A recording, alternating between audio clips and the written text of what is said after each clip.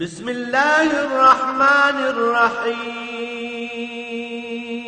الرحمن علم القرآن.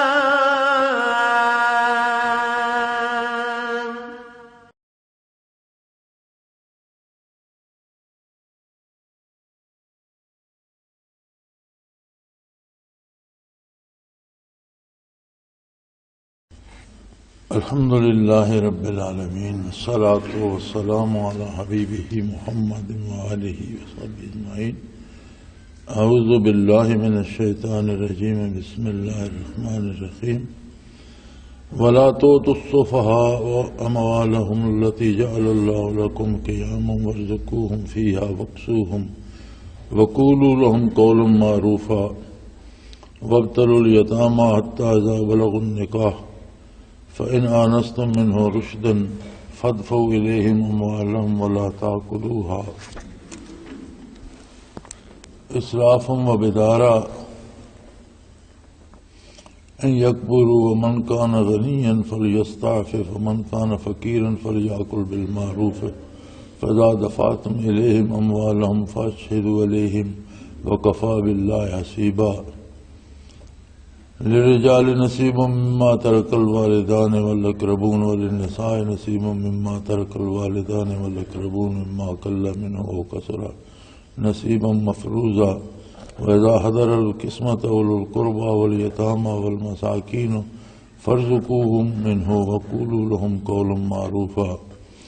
وليخشى الذين لو تركوا من خلفهم ذرية ضعافا خافوا عليهم فليتقوا الله وَلْيَقُولُوا قَوْلًا سَدِيدًا.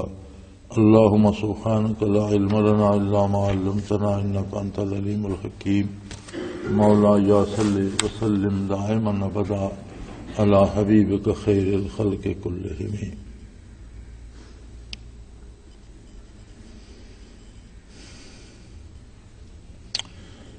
ولا تؤتوا السفهاء أموالهم التي جعل الله لكم قياما وارزقوهم فيها وَاكْسُوهُمْ وَقُولُوا لَهُمْ قَوْلًا مَعْرُوفًا. اور اگر ان یتیم بچوں میں سے جو آپ کے پاس رہ گئے ہیں وہ بڑے ہوتے ہیں اور ان میں وہ شعور نہیں ہے، سمجھ نہیں ہے، مال کو اپنے کو سنبھال نہیں سکتے، ضائع کر بیٹھنے کا اندیشہ ہو، تو انہیں کھانا اور کپڑا اچھی طرح سے مناسب جو گزارا ہے تمہارا جس معیار کا ہے اس معیار کا انہیں بھی کھانا اور کپڑا دو. ہر خاندان کا اپنا ایک رہائش کا لباس کا معیار ہوتا ہے، اس کے مطابق انہیں بھی رکھو. یہ نہ ہو کہ مال تو ان کا اپنا ہو لیکن آپ انہیں تنگ دستی میں رکھیں، اچھا کھانا نہ دیں یا اچھا لباس نہ دیں. اور یہ بھی نہ ہو کہ آپ ان سے بات کریں تو اس میں کوئی حقارت یا ان کی کسی طرح سے عزت کم ہو، بلکہ قولوا لهم قولا معروفا، ان سے مناسب بات کریں، معروف بات کریں، اچھی بات کریں، ان کی عزت نفس کا خیال رکھیں اور انہیں احترام دیں. وابتلوا الیتامى حتى اذا بلغوا النکاح، اور جب وہ بالغ ہو جاتے ہیں تو انہیں پرکھیں، ان کی آزمائش کریں اور سمجھیں کہ اگر وہ اس قابل ہیں فَإِنْ آنَسْتُم مِّنْهُ رُشْدًا فَادْفَعُوا إِلَيْهِمْ أَمْوَالَهُمْ. اگر آپ یہ سمجھتے ہیں کہ اب وہ اپنا کاروبار یا اپنا مال یا اپنی جائیداد سنبھال سکتے ہیں تو ان کی جائیداد، ان کا مال انہیں لوٹا دیں. وَلَا تَأْكُلُوهَا اسرافا و بدارا، اور ان کے مال کو فضول خرچ نہ کریں، غیر موزوں جگہ پر جہاں ضرورت نہ ہو وہاں ان کا مال خرچ نہ کیا جائے.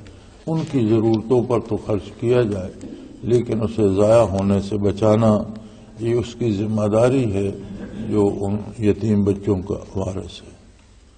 من کان غنیا فلیستعفف، اگر وہ بندہ جو ان یتیموں کا ذمہ دار ہے یا سربراہ ہے یا ولی بنتا ہے ان کے بالغ ہونے تک، وہ خود صاحب حیثیت ہے تو اسے بہت زیادہ رعایت کرنی چاہیے، بلکہ اگر مناسب ہو تو اپنے مال سے ان کی تربیت کرے اور ان کے مال کی حفاظت کرے۔ اور اگر وہ فقیر ہے، خود بھی اس کے پاس اپنے خرچ کے لیے بھی نہیں ہے، تو پھر ان کے مال کو معروف طریقے سے خرچ کرے، کہیں اس طرح سے خرچ نہ کرے جس پر اعتراض کیا جا سکے۔ معروف یہ ہوتا ہے کہ قابل اعتراض بات نہ کرے، یعنی جو معاشرے میں مقبول ہے وہ کام کرے۔ وَإِذَا دَفَعْتُمْ إِلَيْهِمْ أَمْوَالَهُمْ فَأَشْهِدُوا عَلَيْهِمْ، اور جب ان کا مال انہیں واپس کرو تو اچھی بات یہ ہے کہ اس پر گواہ کر لو لوگوں کو، تاکہ بعد میں یہ شکوہ شکایت پیدا نہ ہو کہ ہمارا اتنا مال تھا اور ہمیں یہ ملا وہ نہیں ملا، بلکہ طریقہ یہ ہے کہ اس پر گواہ شرعی جو ہیں وہ متعین کر لو اور ان کا مال انہیں دے دو۔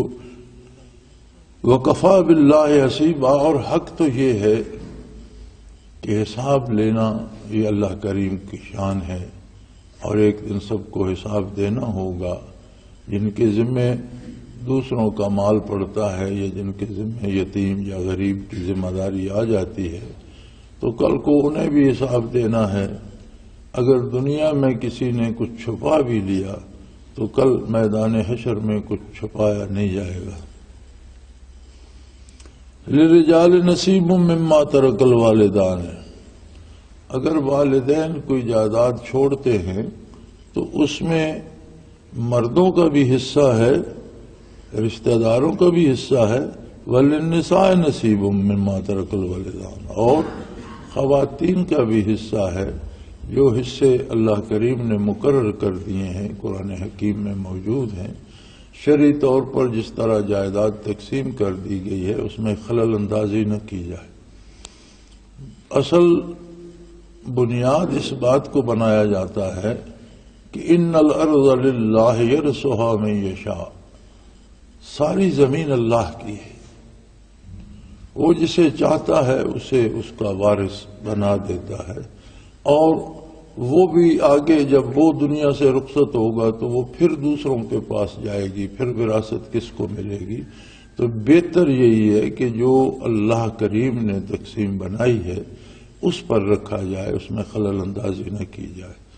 اگر جو بچوں کا حصہ بنتا ہے وہ بچوں کو پہنچے، جو بیٹیوں کا حصہ بنتا ہے وہ انہیں پہنچے، جو رشتہ داروں کا اور وارثان کا حصہ اللہ نے مقرر کیا ہے وہ ان تک پہنچے، اور یہ دیا جانا چاہیے۔ ہمارے ہاں چونکہ ہماری بر صغیر میں خصوصاً ہندوؤں سے بہت زیادہ، بعض مغل حکمرانوں نے بھی کوشش کی کہ ہندو مسلمانوں کو ایک جیسا کر دیا جائے، جن میں اکبر اعظم سر فہرست ہے، تو بہت سی رسومات غیر اسلامی جو ہیں ہمارے ہاں در آئی ہیں، جن میں یہ بھی ہے کہ بچیوں کو اول تو جائیداد دی نہیں جاتی، اگر دی جاتی ہے تو برائے نام یا کہہ دیا جاتا ہے کہ جی بھائی آپ کا حصہ جو جائیداد میں تھا وہ آپ نے جہیز میں لے لیا۔ تو آپ جہیز کیوں دیتے ہیں اتنا کہ جائیداد کا حصہ جہیز میں دے دیا؟ یا تو بچوں سے یہ طے کریں کہ بھئی تمہارا جو جائیداد میں حصہ بنتا ہے وہ ہم آپ کو آج دے دیتے ہیں۔ یہ طے تو نہیں ہوتا، جہیز تو آپ اپنی شہرت کے لیے اور اپنی ناموری کے لیے دیتے ہیں، تو وہ اس حصے کو ختم نہیں کرتا۔ کسی کا جہیز دینا والدین کی جائیداد سے اس کے حصے کو ختم نہیں کرتا، بلکہ جو جس کا حق ہے وہ اسے ملنا چاہیے۔ اور یہ ساری باتیں اسلام کے اس بنیادی عقیدے پہ انحصار کرتی ہیں کہ بندے کا آخرت پہ یقین کامل ہو۔ آخرت کے یقین کو اللہ کریم نے قرآن حکیم میں بہت زیادہ دفعہ دہرایا اور اس پر بہت زور دیا گیا ہے، بلکہ شروع میں ہی سورہ بقرہ کے شروع میں ہی ابتدا میں، پہلے پارے کی ابتدا میں جب آتا الذین یؤمنون بالغیب ویقیمون الصلاۃ ومما رزقناہم ينفقون والذین یؤمنون بما انزل الیک وما انزل من قبلک وبالآخرۃ ھم یوقنون۔ اب جب پہلے آ گیا ایمان تو اس میں آخرت بھی شامل ہے، لیکن آخرت کو الگ سے جب یہ بات آ گئی کہ آپ پر جو کچھ نازل ہوا ہے اس پر ایمان رکھتے ہیں اور جو کچھ پہلے اللہ نے نازل کیا ہے اس پر بھی یقین رکھتے ہیں، تو ساری پہلی کتابوں میں بھی آخرت کا ذکر ہے۔ یعنی آخرت ایک ایسی حقیقت ہے کہ جہاں ہر نبی نے توحید و رسالت کی بات کی ہے، وہاں آخرت کی بات بھی کی ہے۔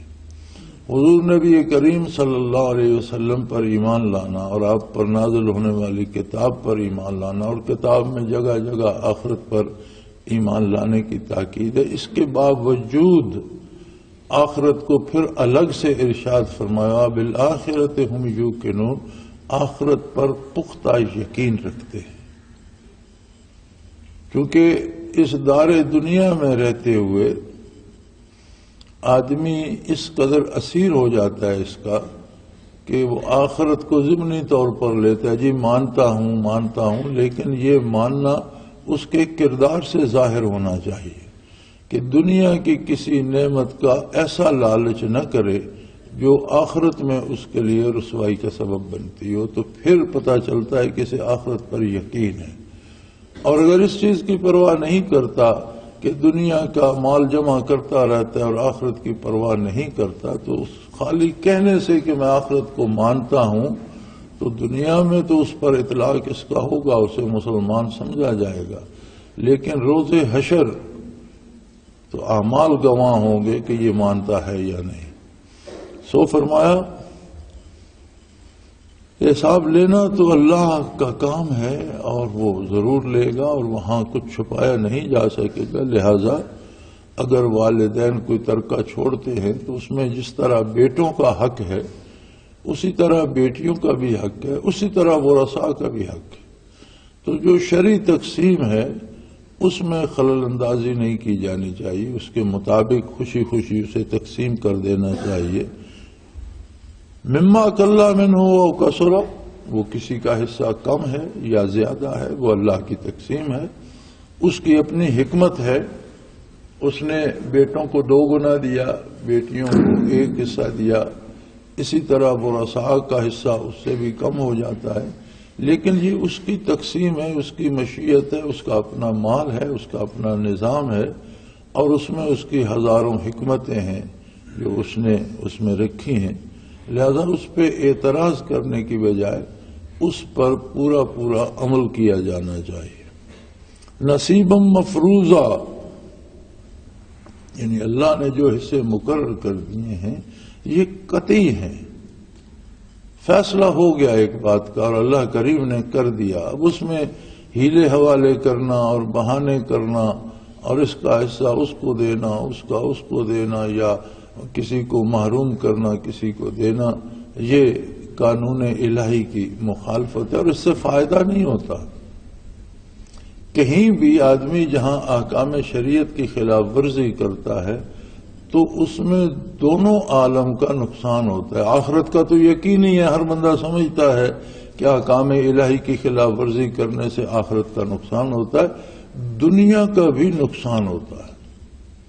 جس کسی کا حصہ مارا جائے گا وہ ساری عمر اس دکھ میں مبتلا رہے گا، مخالفت شروع ہو جائے گی، بعض اوقات قتلوں تک نوبت چلی جاتی ہے، دشمنیاں بن جاتی ہیں، یعنی دنیاوی امور میں بھی فائدہ نہیں ہوتا، نقصان ہوتا ہے۔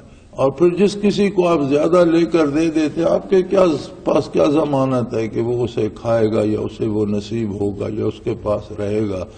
آخر کل کو اس نے بھی موت کی وادی میں اتر جانا ہے اور پھر وہ کسی اور کے پاس چلا جائے گا، اس کے پاس تو نہیں رہے گا۔ لہذا بہتر یہ ہے کہ احکام الہی کے مطابق عمل کیا جائے۔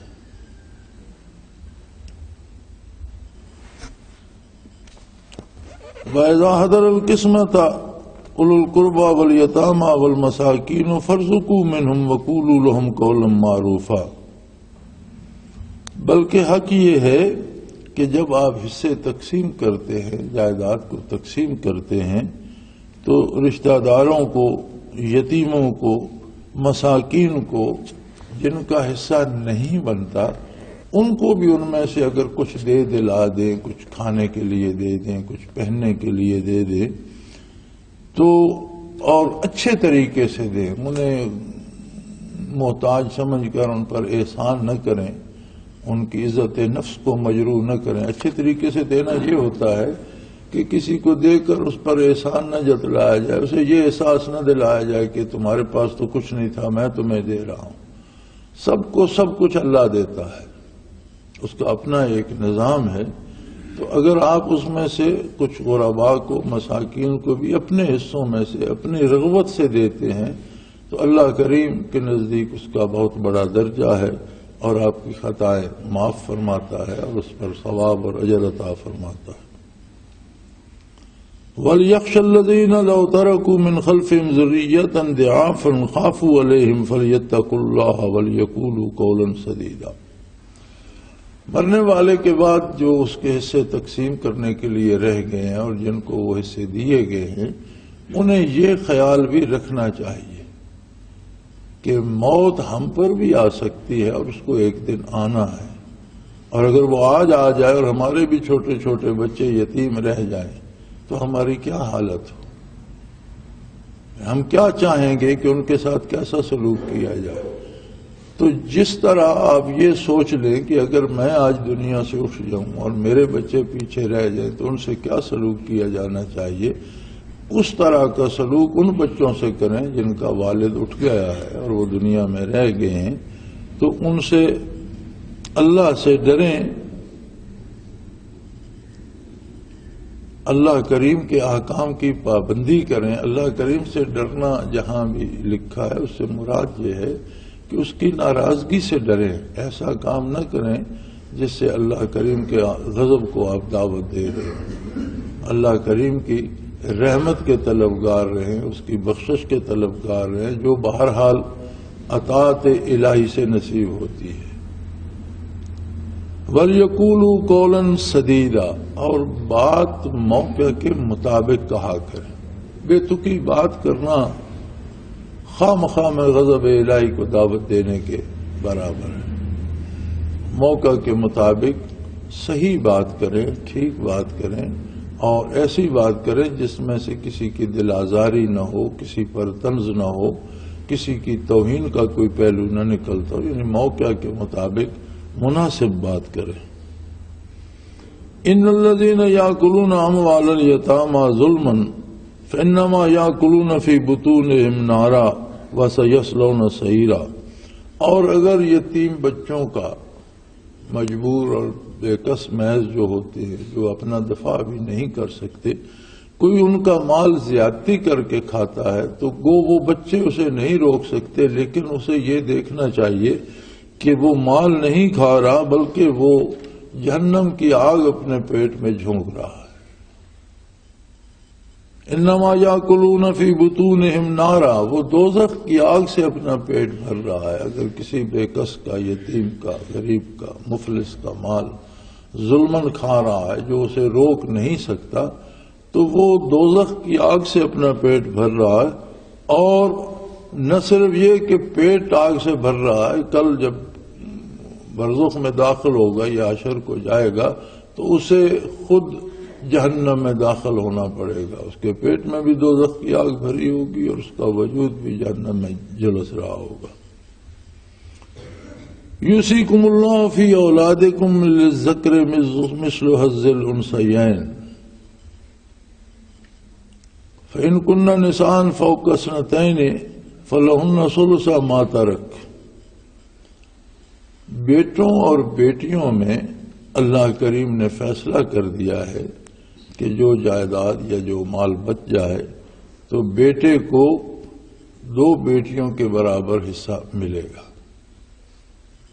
اگرچہ مغربی ذہن رکھنے والے جو خود کو روشن خیال کہتے ہیں وہ اس پہ بڑے اعتراضات بھی کرتے ہیں، لیکن اصولی طور پر بھی دیکھا جائے تو روزی کمانا اور خاندان کو پالنا یہ مرد کی ذمہ داری ہے، اور خواتین خانہ کی ذمہ داری روزی کمانا نہیں ہے، بلکہ مرد جو مال کما کر لاتا ہے اس کی حفاظت کرنا اور اسے ضرورت کے مطابق خرچ کرنا اور ضائع ہونے سے بچانا یہ خاتون کی ذمہ داری ہے۔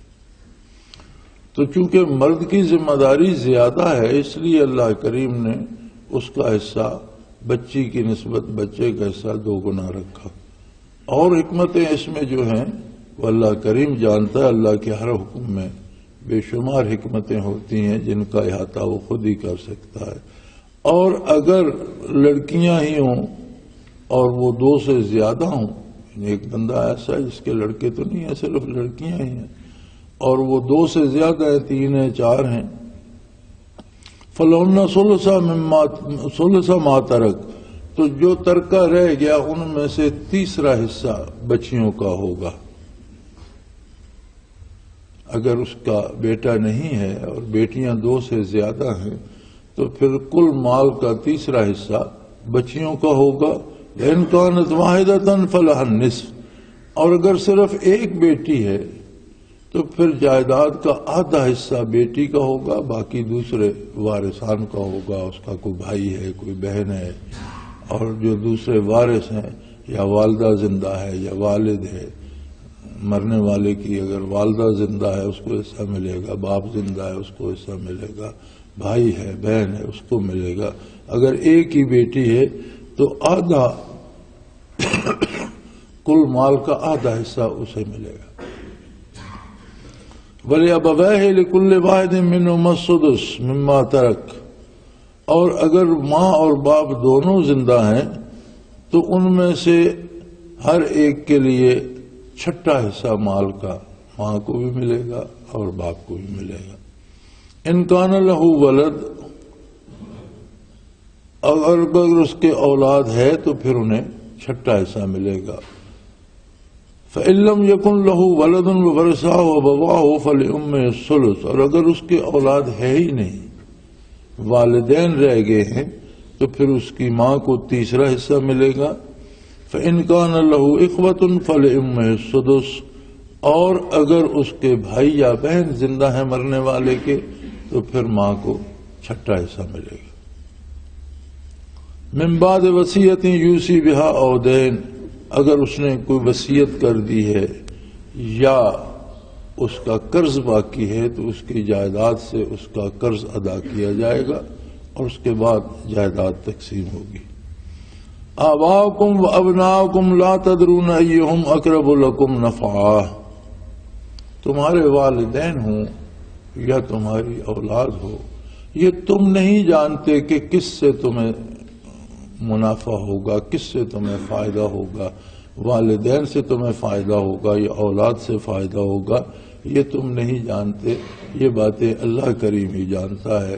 کیا خبر والدین کا کردار کیا ہوگا، اور کون جانتا ہے اولاد کا کردار کیا ہوگا. لہذا فریضۃ من اللہ، ان اللہ کان علیما حکیما، اللہ کریم نے جس طرح تقسیم فرما دی ہے وہ فرض ہے، اور اسے اللہ کریم کا حکم سمجھ کر پورا کیا جانا ضروری ہے. اس امید پر نہیں رہنا چاہیے کہ میں اپنی ساری جائیداد ماں کے نام کرا دوں تو مجھے بہت فائدہ ہوگا، یا میں مرنے سے پہلے باپ کے نام کرا جاؤں تو بہت فائدہ ہوگا، یا بیٹوں کو دوں، بیٹیوں کو دوں. تم نہیں جانتے کہ کون تمہارے لیے مفید ہے، کون تمہارے لیے پس مرگ اچھا ثابت ہوگا. کیا پتا تمہیں کس کے کردار کیا ہوگا. زندگی میں نہیں پتا ہوتا کہ کون کیسا ہے، اور کل وہ آج کیسا ہے کل کیسا ہوگا. آدمی بدل جاتے ہیں، رشتے بدل جاتے ہیں، امیدیں ٹوٹ جاتی ہیں. تو مرنے والے کو کیا خبر کہ اس کے بعد کون اس کے لیے بہتر ثابت ہوگا، کون اس کے لیے ایصال ثواب کرے گا، کون اس کے گناہوں کی مغفرت کی دعا کرے گا، اس کی دی ہوئی جائیداد سے کون نیکی پہ خرچ کرے گا، کون عیاشی پہ اڑا دے گا، وہ نہیں جانتا.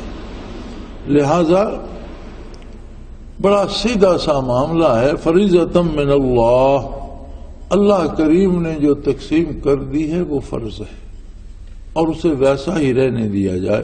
ان اللہ کان علیما حکیما، کہ اللہ کریم ہر بات کو جانتا ہے اور اس کے ہر حکم میں اس کی بے پناہ حکمتیں پوشیدہ. اگر اللہ کے حکم کے مطابق تقسیم ہو جائے گا تو جس کی جائیداد ہے وہ تو بری الذمہ ہو گیا. اگر وہ نیکی کریں گے تو اسے ثواب ملے گا، اگر وہ غلط استعمال کریں گے تو اسے اس کا عذاب نہیں ہوگا، چونکہ اس نے کسی کی طرفداری نہیں کی، اس نے اللہ کے حکم کے مطابق تقسیم کر دی۔ لیکن اگر وہ طرفداری کر کے کسی کو زیادہ دے کے جائے گا تو پہلی بات تو یہ ہے کہ خود اللہ کے حکم کو توڑنے کا جرم اس نے کیا۔ پھر اگر وہ غلط خرچ کرتا ہے تو اس کی ذمہ داری بھی اس پر آئے گی، جتنا گناہ اسے ہوگا اتنا عذاب اسے بھی ہوگا۔ تو حقیقی زندگی جو ہے وہ ہمارے سامنے ہے، اور وہ آخرت کی ہے جو کبھی ختم نہیں ہوگی۔ تو وقتی طور پر رشتوں کا ایسا لحاظ یا ایسی تقسیم جو اخروی زندگی کو برباد کرے یا وہاں نقصان پہنچائے، اس سے کیا فائدہ؟ لہذا بہتر یہ ہے کہ فریضۃ من اللہ، اللہ کے حکم کی اطاعت کی جائے، اسے فرض سمجھا جائے، ضروری سمجھا جائے، اور اس کے مطابق عمل کیا جائے، اس لیے کہ اللہ کریم ساری باتیں جانتا بھی ہے، وہ علیم ہے، اور اس کے ہر کام میں بے پناہ حکمتیں ہوتی ہیں، وہ حکیم و دانا تر بھی ہے۔ وَلَكُمْ نِصْفُ مَا تَرَكَ أَزْوَاجُكُمْ إِن لَّمْ يَكُن لَّهُنَّ وَلَدٌ، اور اگر کسی کی بیوی فوت ہو جائے اور وہ صاحب جائیداد ہو اور اس کی اولاد نہ ہو تو اس میں سے نصف جو ہے وہ اس کے خامند کو ملے گا۔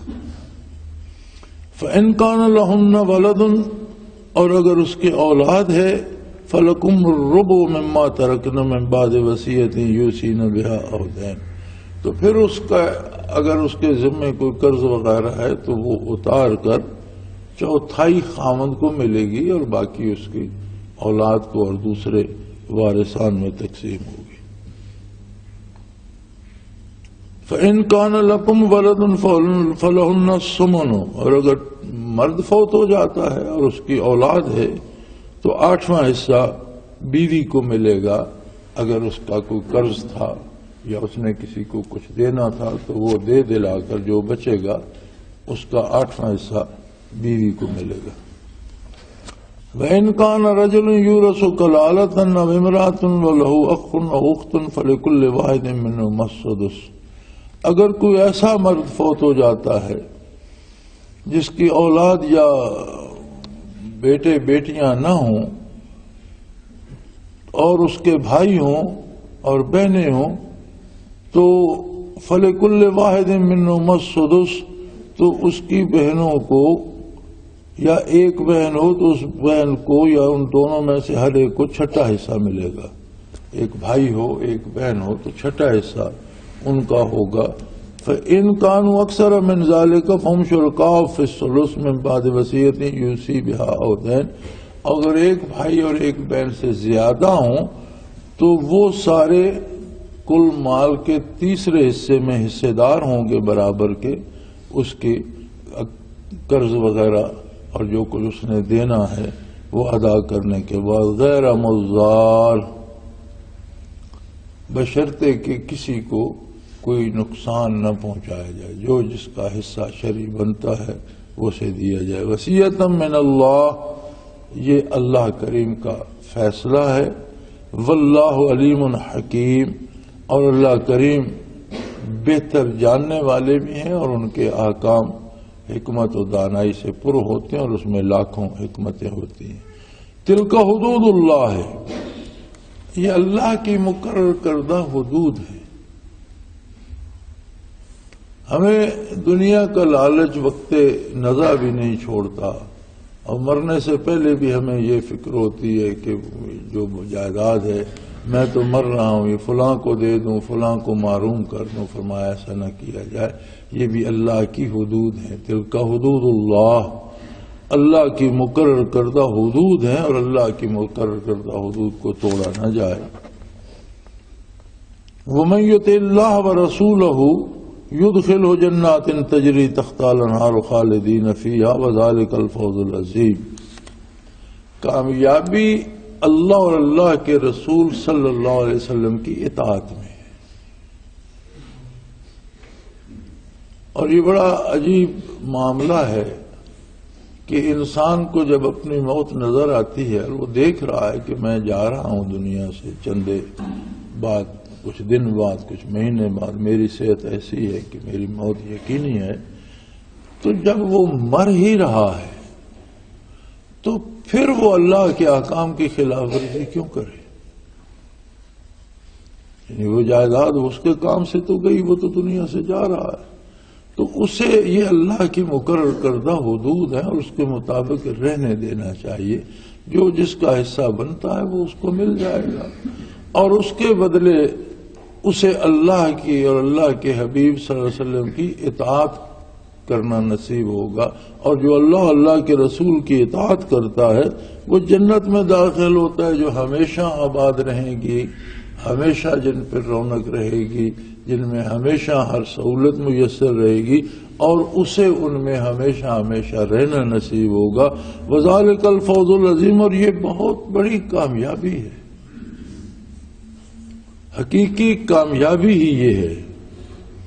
وَمَن يَعْصِ اللَّهَ وَرَسُولَهُ وَيَتَعَدَّ حُدُودَهُ يُدْخِلْهُ نَارًا خَالِدًا فِيهَا وَلَهُ عَذَابٌ مُّهِينٌ، اور جو اللہ کی قائم کردہ حدود کی پرواہ نہیں کرتے، حدود الہی کو توڑتے ہیں، اور جو اپنی خواہشات کو اللہ کے حکم کے مقابلے میں زیادہ عزیز رکھتے ہیں، فرمایا آخرت میں یدخلہ نارا، انہیں دوزخ میں داخل ہونا پڑے گا، وہ دوزخ میں جاتے ہیں، خالدن فیہا، اور جو دوزخ میں جاتے ہیں پھر انہیں وہاں ہمیشہ رہنا پڑے گا۔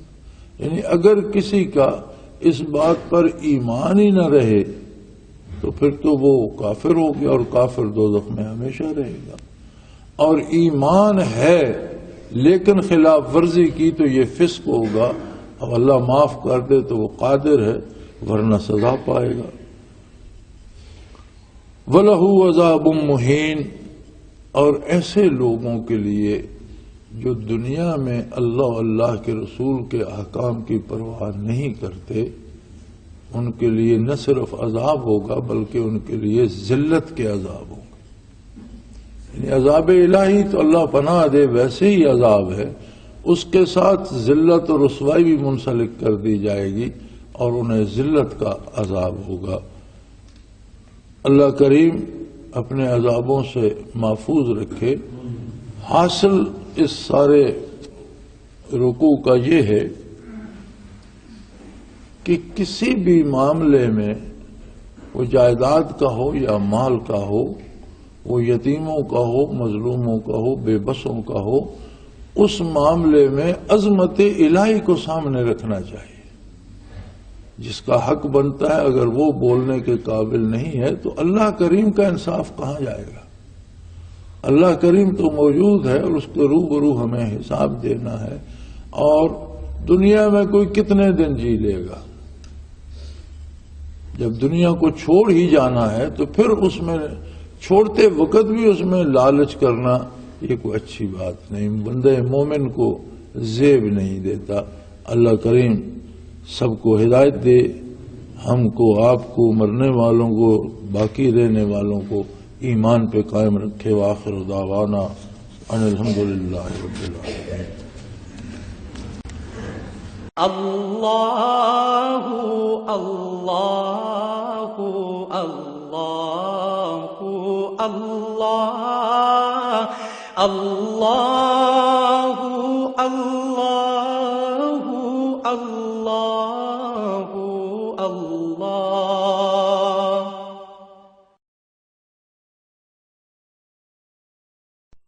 حضرت امیر محمد اکرم آوان مد ذلہ العالی دارالعرفان منارہ ضلع چکوال میں سالہ سال سے قرآن و حدیث کے اوپر خطابات کر رہے ہیں، اور سلسلہ نقشبندیہ اویسیہ کے مطابق لوگوں کو ذکر الہی کی تربیت دے رہے ہیں۔ وہ قرآن پاک کی تفسیر ترتیب وار بیان کر رہے ہیں۔ تفسیر قرآن کو وہ موجودہ ملکی اور بین الاقوامی حالات کے مطابق بیان کرتے ہیں۔ موٹر وے سے کلر کہار کے انٹرچینج سے نکلتے ہوئے، کلر کہار کی جھیل سے ہوتے ہوئے، میانی، بوچھال اور نورپور سے گزرتے ہوئے دارالعرفان منارہ پہنچ سکتے ہیں۔ حضرت امیر محمد اکرم آوان نے بچیوں اور بچوں کی دینی اور دنیاوی تعلیم کے لیے سقارہ اکیڈمی کے نام سے ایک درسگاہ بھی قائم کی ہے، جس کا افتتاح ملک پاکستان کے صدر جنرل محمد ضیاء الحق نے اپنے دست مبارک سے کیا تھا۔ وہ تمام احباب جو اسلام کی طلب رکھتے ہیں ان سے گزارش ہے کہ دارالعرفان منارہ ضلع چکوال میں امیر محمد اکرم آبان صاحب کے خطابات سے مستفید ہوں۔ وہ ہر جمعے کو نماز سے پہلے بیان فرماتے ہیں۔ ہر ماہ کی پہلی اتوار کو ماہانہ اجتماع ہوتا ہے جس میں آپ خصوصی خطاب فرماتے ہیں اور پاکستان کے چاروں صوبوں سے احباب اس اجتماع میں شرکت کرتے ہیں۔ اس کے علاوہ یہاں سال میں 2 مرکزی اجتماعات بھی ہوتے ہیں، ایک رمضان المبارک میں اعتکاف کا اجتماع اور دوسرا جولائی اور اگست میں 40 دن کا اجتماع ہوتا ہے جس میں روحانی تربیت کی جاتی ہے۔ اپنا خون سیماب دے کر اتنا ہم کر جائیں گے، نام آقا کا چمن میں پھر رقم کر جائیں گے۔